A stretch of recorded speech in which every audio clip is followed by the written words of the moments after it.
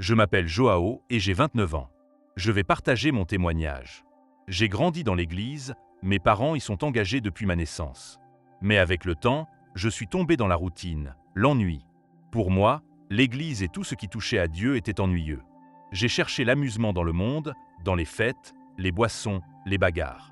J'étais un garçon très violent, j'aimais me battre, frapper et aussi être frappé. J'étais impliqué dans des gangs, j'aimais l'argent et je faisais tout pour en obtenir plus, légalement ou illégalement. J'ai fait beaucoup d'erreurs. Maintenant, je vais raconter comment Dieu a transformé ma vie. J'étais en vacances avec des amis, nous avions loué un appartement à la plage pour un mois. Un soir, nous sommes sortis et je me suis retrouvé dans une autre bagarre. Je suis rentré à l'appartement, fier, content de ma victoire. J'étais épuisé et je suis allé dormir. Nus ishans dixdon el apartment, repartisdon different chambers. Je partageais la chambre avec 2 amis. J'étais le premier à m'endormir, puis mes amis sont arrivés. L'un d'eux aimait écouter de la musique pour s'endormir et, cette nuit-là, il a mis une musique très douce, mais ce n'était pas de la musique chrétienne. Normalement, j'aurais aimé la musique, mais à ce moment-là, pendant que je dormais, j'ai commencé à ressentir une douleur et à trembler dans mon lit. Il semblait que la musique me brûlait. Mon ami ne comprenait pas ce qui se passait et riait, ne prenant pas les choses au sérieux. J'ai demandé à éteindre la musique, mais il a juste baissé le volume. J'essayais de bouger, mais la musique semblait traverser mon corps, une sensation de brûlure. Je continuais à trembler et à crier. « Éteins la musique, s'il te plaît, il se passe quelque chose de bizarre. » Alors, j'ai entendu une voix dire « Tu es mort ». Paniqué, je me suis levé, j'ai commencé à m'habiller et j'ai dit que je devais partir de là. Je ressentais de la douleur, j'allais mal et je ne comprenais pas ce qui se passait. J'ai demandé à mes amis, un chrétien et un musulman, de prier pour moi, car je ne savais pas ce qui se passait. Un pasteur a appelé mes parents et ils ont prié pour moi. Alors que l'ami chrétien qui avait mis la musique ne prêtait pas beaucoup d'attention, mon ami musulman a commencé à prier ardemment en arabe. Et maintenant, j'entendais la même voix qui disait que j'étais mort, se moquant de mon ami et disant « Ara inconscient, tu pries la mauvaise personne ». À ce moment-là, j'ai vraiment paniqué. Je me suis approché de mon ami et ai dit « Arrête, frère, arrête ». Il pensait que je plaisantais et a commencé à parler encore plus fort. Puis, quelque chose de vraiment étrange s'est produit. Je me voyais flotter, me voyant 2 fois, comme si j'étais hors de mon corps. À ce moment-là, je suis devenu complètement hystérique. J'ai commencé à crier et à essayer de me poursuivre, mais c'était impossible. Je criais et essayais de me rattraper, mais rien n'y faisait. Durant cet état, j'ai pris conscience de toute ma vie. Je ne sais pas comment, mais je savais tout. Je disais « Les gens, aidez-moi, je vais en enfer, je vais mourir. Appelez un pasteur, appelez mes parents, je vais mourir, je vais en enfer. » Mes amis essayaient de me retenir, mais je renversais tout dans l'appartement. Ye criais, retenes moi, retenes moi. Ils disaient « On essaie, qu'est-ce qui se passe ?» Je répondais « Il est trop tard, c'est fini pour moi, je vais en enfer. » Je sentais mes amis me tenir de moins en moins, alors que je continuais à descendre, ressentant le froid et l'obscurité autour de moi. La voix qui se moquait de moi a dit « Je t'avais prévenu, tu es mort. » Il était inutile de lutter. J'ai vu une série de mauvaises choses que j'avais faites dans ma vie, et à chaque fois la voix disait « Tu vois ? Tu vois ?» J'étais conscient de tout, du bien, du mal, du paradis, de l'enfer. Je savais que tout cela était réel. Ensuite, j'ai commencé à entendre le mot « orateur » à plusieurs reprises. Je me voyais parler devant des foules et les gens étaient touchés par ce que je disais. La même voix répétait « Orateur, c'était ta mission et tu as échoué. » J'étais choqué, car quand j'étais petit, j'avais des problèmes de parole. Je bégayais, parlais lentement et avais du mal à m'exprimer. La voix a dit « C'était des attaques, parce que c'était avec ta voix que tu devais accomplir ta mission. Mais tu as préféré l'utiliser pour d'autres choses, comme le rap, tromper les gens et séduire les filles. Et maintenant, tu es tombé. » Je me tenais devant une grande porte, attendant, mais je ne l'ai pas traversée. Et finalement, je me suis retrouvé en enfer.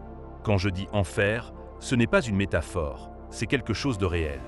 Le mot « douleur » ne suffit pas à décrire ce que j'ai ressenti. Ye criais, Jesus. Mais je ne sentais pas la présence de Dieu. Je criais « Pardon, pardon », mais cela ne servait à rien. Il semblait que le temps ne passait pas, une éternité de souffrance. Le temps ne s'écoulait pas. Il était impossible de compter les secondes. Une seconde semblait durer 100 ans, il n'y avait pas de temps. J'étais là, souffrant, criant. Je ressentais des ondes étranges. Je ne comprenais pas ce qui se passait. C'était une douleur indescriptible. Je voyais ma mère prier pour moi la nuit, en pleurs. Chaque larme qui tombait de son visage semblait une punition pour moi. C'était trop, très douloureux. Le mot « douleur » n'est pas suffisant pour décrire. Autrefois, je cherchais à me faire un nom, à influencer les gens, et maintenant je payais pour chaque personne que j'avais influencée négativement. Chaque personne qui voulait m'imiter, chaque personne qui écoutait mes musiques, je subissais une punition pour elle. La souffrance était telle que je ne pouvais pas la supporter. Il semblait que mon âme était saturée. L'enfer n'était pas fait pour les humains, il avait été créé pour ceux qui avaient conspiré contre Dieu. Lucifer et les démons, les anges déchus. Ce n'était pas pour nous, nous ne pouvons pas supporter cela. Après tout cela, j'ai senti que je revenais dans mon corps, dans l'appartement où j'étais initialement. Mes amis m'avaient allongé sur le lit. Certains étaient en panique, d'autres pleuraient, ne sachant pas s'ils devaient appeler une ambulance. Quand je suis revenu à moi, mes amis m'ont dit que mon cœur avait presque cessé de battre. Il battait lentement, puis rapidement. Ils demandaient « Qu'est-ce qui se passe ? Fais-tu une crise cardiaque ?» Mais en réalité, j'étais furieux. J'ai commencé à leur crier dessus, leur disant que ce n'était pas une crise cardiaque, mais un arrêt de l'âme. Je leur disais « Nous sommes ici à faire nos affaires et nous ne réalisons pas ce qui nous attend.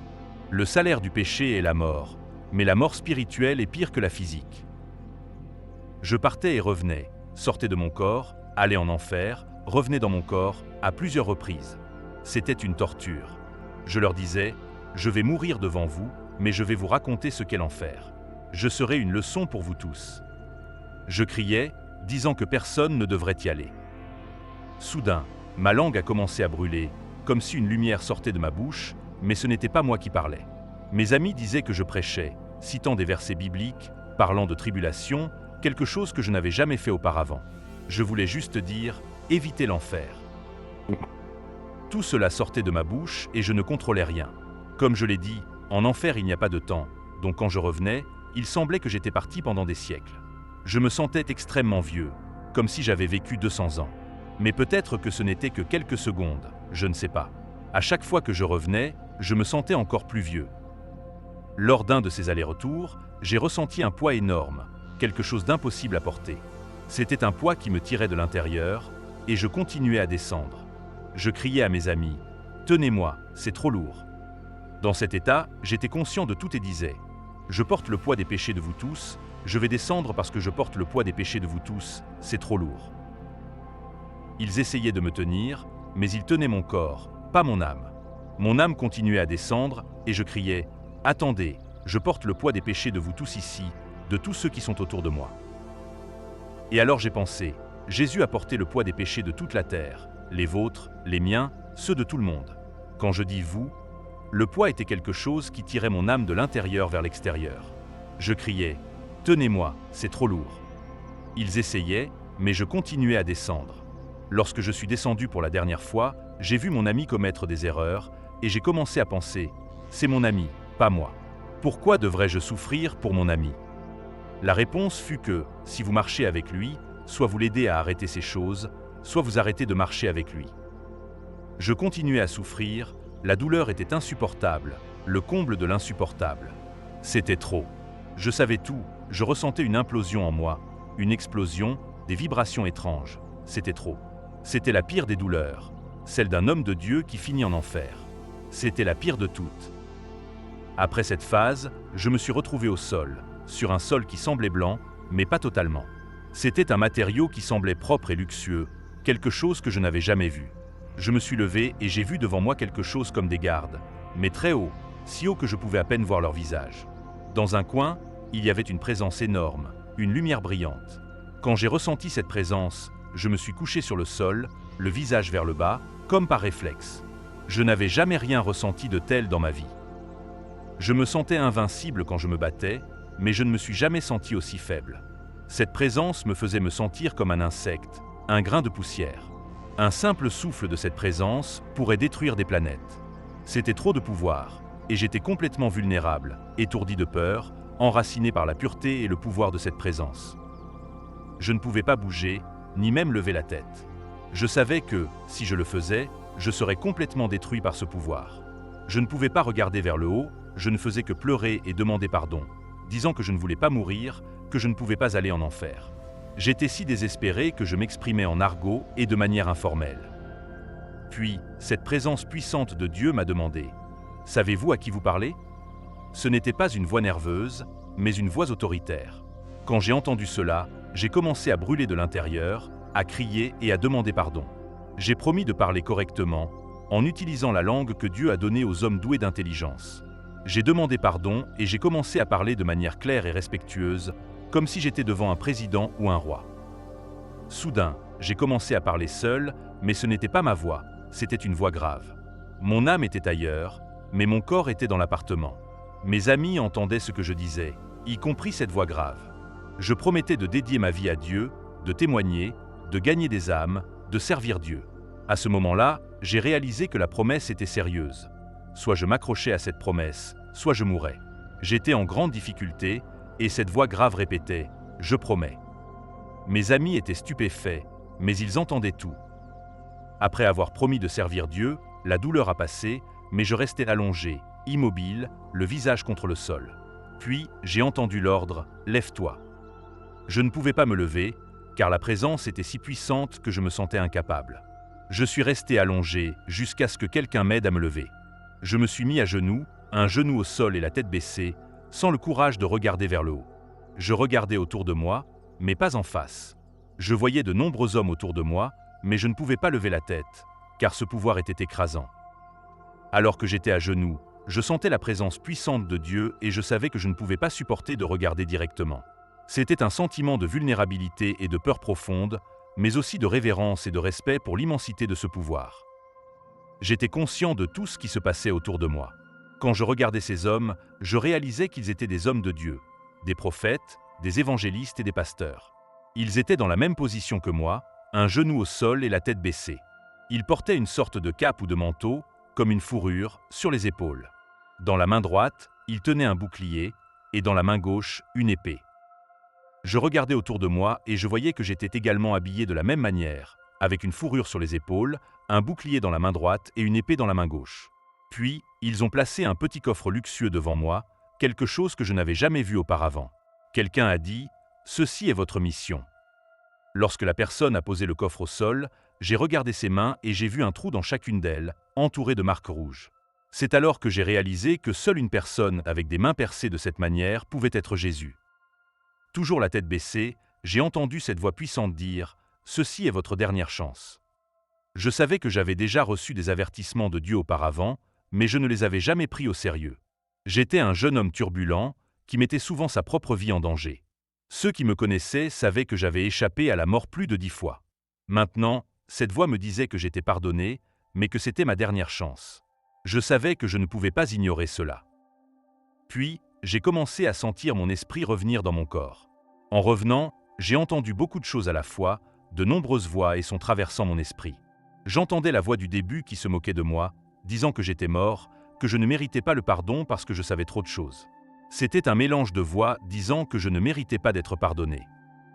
Lorsque je suis finalement revenu dans mon corps, je transpirais et mon cœur battait vite. Je voyais mes amis autour de moi, certains pleuraient, d'autres étaient stressés. Ils m'avaient allongé sur le lit. Quand je suis revenu à moi, je ne pouvais que répéter « Quelle grâce, quelle grâce !» Je continuais à le dire sans arrêt.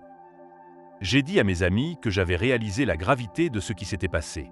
Ils étaient émus, mais je savais que je devais toucher plus de personnes. J'ai dit que je devais partir de là et évangéliser dans le monde entier. J'ai dit que personne ne devrait passer par l'enfer, même pas le pire ennemi. J'avais ce feu en moi et j'ai dit que ma vie changerait à partir de ce jour. Je leur ai dit que ma mission était désormais de gagner des âmes et de témoigner, et que je ne pouvais pas continuer à vivre comme avant. J'étais rappeur, et ce nom m'accompagnait. On m'a dit d'oublier ce nom, de laisser de côté ce personnage que j'étais, car il n'existait plus. Alors, j'ai dit à mes amis que ce personnage n'existait plus, que maintenant j'étais un homme de Dieu. Maintenant, je suis incroyablement reconnaissant envers Dieu de m'avoir accordé la grâce de vivre cela. Bien que cela ait été très difficile, il m'a permis de voir ce qui m'attendait si je continuais à vivre comme avant. Si j'étais mort en vivant de cette façon, j'aurais vu ce qui m'attendait après. J'ai réalisé que tout cela est vraiment éphémère. Je courais après l'argent, mais j'ai réalisé que je ne pourrais pas l'emporter avec moi après la mort. L'argent resterait ici, ainsi que les femmes et tous les plaisirs de ce monde pour lesquels je courais. J'ai réalisé que ces plaisirs étaient éphémères et ne me mèneraient qu'à ma perte. Je remercie Dieu de m'avoir accordé cette grâce et d'être ici pour en témoigner. Je veux parler à vous qui écoutez. Il est très important que nous comprenions que cela est réel. Je ne croyais pas vraiment à ces histoires. Je les écoutais de loin, pensant que c'était des bavardages. Mais Dieu m'a confronté, car cela m'est arrivé. Je ne peux plus nier que le monde spirituel existe, que la vie après la mort existe, que l'enfer existe et que le paradis existe également. Tant que nous sommes vivants, nous avons la chance de préparer notre propre destination. Alors, ne vous sentez jamais trop sale pour revenir à Dieu. Il n'est jamais trop tard. Dieu est un Dieu d'amour. Il a déjà payé sur la croix pour vos péchés et les miens. Il n'est jamais trop tard pour revenir à lui et se repentir. Je vous invite à faire cette prière avec moi. Seigneur Jésus, tu connais mon cœur, tu connais ma vie, tu connais ma situation. Seigneur, aide-moi à atteindre l'objectif, à arriver là où tu m'attends, à entrer dans ma destinée. Aide-moi, Seigneur, à ne pas me perdre et à ne pas échouer, à ne pas finir en enfer. Aide-moi, Seigneur, à accomplir ce que tu attends de moi, pour que je puisse te rendre fier et exhaler un bon parfum. C'est en ton nom que je prie. Amen. Merci de m'avoir écouté et que Dieu vous bénisse.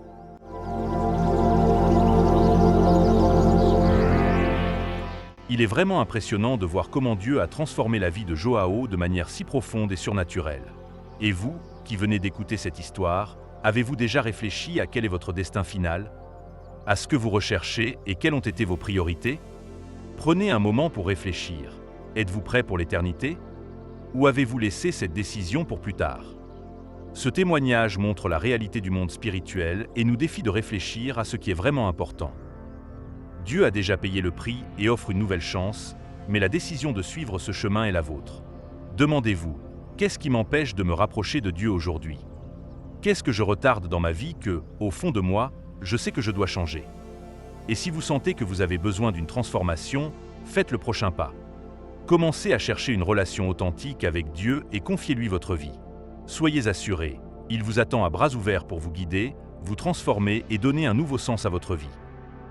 N'oubliez pas de vous abonner à la chaîne, d'activer les notifications et de suivre les prochaines vidéos pour continuer à écouter des témoignages et des enseignements qui peuvent vous aider à construire une nouvelle vie fondée en Dieu. Que Dieu vous bénisse et vous guide.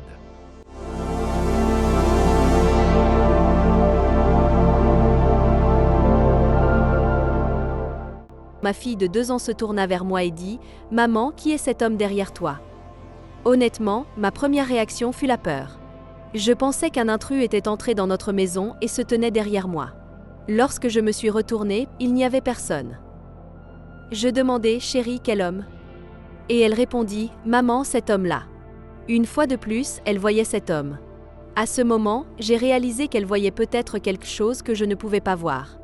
Alors, j'ai commencé à lui poser des questions. « À quoi ressemble cet homme ?» Et elle dit « Maman, c'est un homme grand. » Je demandai s'il était bon ou mauvais et elle répondit « Si vous avez été touché par ce témoignage et souhaitez voir cette histoire et d'autres histoires comme celle-ci, n'oubliez pas de vous abonner à notre chaîne. Ici, nous partageons des expériences puissantes qui peuvent transformer des vies et renforcer la foi. Cliquez sur le bouton d'abonnement, activez la cloche pour recevoir des notifications et rejoignez notre communauté de foi et d'espoir.